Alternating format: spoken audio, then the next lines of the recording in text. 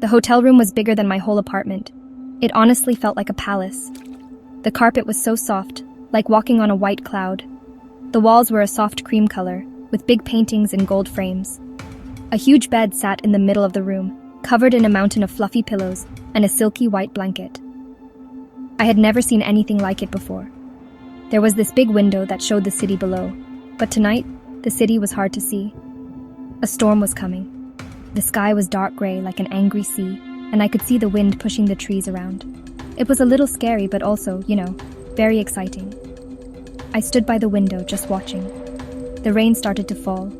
At first it was just small drops, making little tapping sounds on the glass. Then the drops got bigger and faster. Soon it was a wall of water. The wind howled like a lonely wolf. I could feel a small vibration in the window from the loud thunder. The city lights started to blur behind the rain, like looking at a painting that was melting. I felt so small in this big room, with the huge storm outside. It was just me and the weather, having a secret conversation through the glass. The room was my safe place, my castle. The storm was a monster trying to get in. I walked around, touching everything. The curtains were heavy like velvet. The desk was made of dark, shiny wood, and it felt cool under my fingers. There was a fancy lamp with a lampshade made of silk. Everything smelled new and clean, like lemons and lavender. It was a world away from my normal life. I felt like a character in a movie, someone important and mysterious. The storm made everything feel more dramatic, more special. It was my first time in a place like this, and it felt like a dream. The thunder clapped again, this time much louder. It shook the entire room for a second. I jumped and my heart started beating faster. The lights flickered once, twice. It was like the hotel was winking at me. The storm was not just outside anymore. It felt like it was inside with me. The room, which felt so safe and luxurious just a moment ago, now had a new feeling. It felt like it was holding a secret. The shadows in the corners of the room seemed to grow longer and darker. I wasn't scared yet, just very, very curious. What secrets could a room like this have? I decided to explore my temporary home. I opened every drawer and every closet. One closet was so big, I could have slept inside it. It was full of wooden hangers and smelled like cedar. I found a soft white bathrobe and fluffy slippers. I put them on. I felt like a queen. In one drawer, I found beautiful paper and pens. I thought about writing a letter, but I didn't know who to send it to. Who would believe I was staying in a place like this? It felt like a fantasy, and I was the only one living in it. The storm kept making noises outside, like it was cheering me on. My exploration continued. I went into the bathroom. It was amazing. The floor was made of white marble that was cool on my feet. There was a huge bathtub with shiny gold taps. Little bottles of shampoo and soap were lined up perfectly. They looked like tiny jewels. I turned on the water just to see how it worked. It came out strong and hot. I imagined having a bath in that giant tub, surrounded by bubbles. The mirror was so big I could see my whole self. I looked different in this fancy place. I looked older, more confident. The storm outside made the cozy bathroom feel even more like a secret hideaway. I went back to the main room and sat on the edge of the big bed. It was so comfortable. I bounced on it a little bit, like a little kid. I giggled. It was silly, but I was all alone. No one could see me. The rain was hitting the window very hard now. It was like a drumbeat. I looked around the room again. My eyes stopped on a big, old-looking wooden chest at the foot of the bed. It looked different from the other furniture. The other things were modern and new. This chest looked ancient.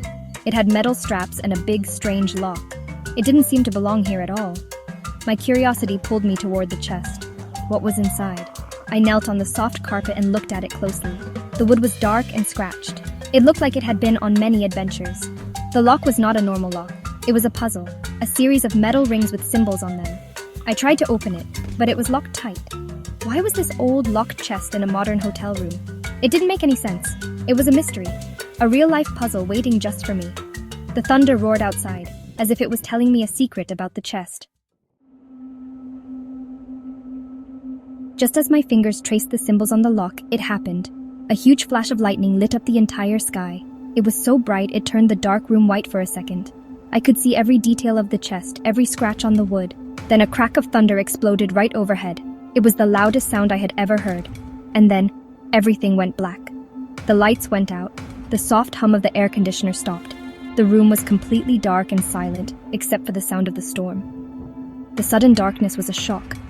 It felt like the world had stopped. My heart was beating like a drum. I couldn't see anything. I held my breath listening. The only sounds were the rain and the wind. It was a scary moment. I was all alone in a strange room in the dark. I slowly reached out my hands, trying to feel my way around. My fingers touched the soft carpet, then the cold metal of the chest. I thought about my phone. It was on the desk across the room. I had to get to it. I started to crawl slowly, carefully, not wanting to bump into anything. The darkness made the room feel huge and unknown. Every small sound made me jump. I finally reached the desk and found my phone. I turned on its flashlight. The small beam of light cut through the darkness. It felt like a magic wand. I pointed the light around the room. The shadows danced and moved. The room looked completely different in the small light. It was more mysterious, more magical. The fancy furniture looked like strange creatures sleeping in the dark. The paintings on the wall looked like they were watching me. I wasn't as scared anymore. The flashlight made me feel brave. I was an explorer in a dark cave, and I had my torch. My curiosity was now stronger than my fear. The power outage had changed everything. It made my adventure feel more real. I walked back to the old chest, my phone's light leading the way. The beam of light landed on the strange lock. In the focus light, I saw something I hadn't seen before. There were tiny numbers next to the symbols. It was a combination lock, and then I remembered the date. Today was June 15th, 2025. My birthday. I wondered, could it be that simple? My hands trembled a little as I started to turn the metal rings on the lock. I turned the rings on the lock. 061525. I held my breath and pulled. There was a soft click. The lock opened. My heart leaped. I couldn't believe it. I slowly lifted the heavy lid of the chest. The beam from my phone's flashlight shone inside. The chest wasn't full of gold or jewels. It was full of old books and leather-bound journals. On top of everything was a small, worn leather notebook. I picked it up.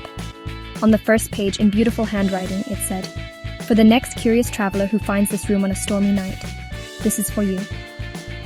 I sat there on the floor, in the dark, and started to read the journal. It was written by a woman who had traveled the world. She wrote about her adventures, her dreams, and her fears. She wrote about how staying in new places helped her find herself. She left the chest in this room for someone else like her, someone with a curious heart. I read for hours. The storm outside slowly became quieter. The rain softened, and the thunder moved farther away. I felt a connection to this person I had never met. Her words were like a map, showing me a new way to see the world. Just as I was reading the last page, the lights in the room flickered back on. The lamps glowed warmly. The air conditioner started humming again. The room was back to normal, bright and luxurious. But I was not the same. I looked at the journal in my hands. It felt like a treasure. I looked out the window. The storm had passed. The sky was clear, and the first light of morning was painting the clouds pink and orange. The city looked clean and fresh after the rain. It was a new day, a beautiful promise. I felt calm and full of hope. The storm was over, and so was my night of mystery. I closed the journal and placed it back in the chest, next to the other books. I left it open, for the next person to find. The storm had scared me at first, but it had also given me a gift. It had forced me to be brave and to look closer. It led me to a story that changed me. As I watched the sunrise over the city, I knew this was more than just a stay in a fancy hotel. It was the beginning of my own story. I felt different. I felt bigger than I did before, ready for my own adventures.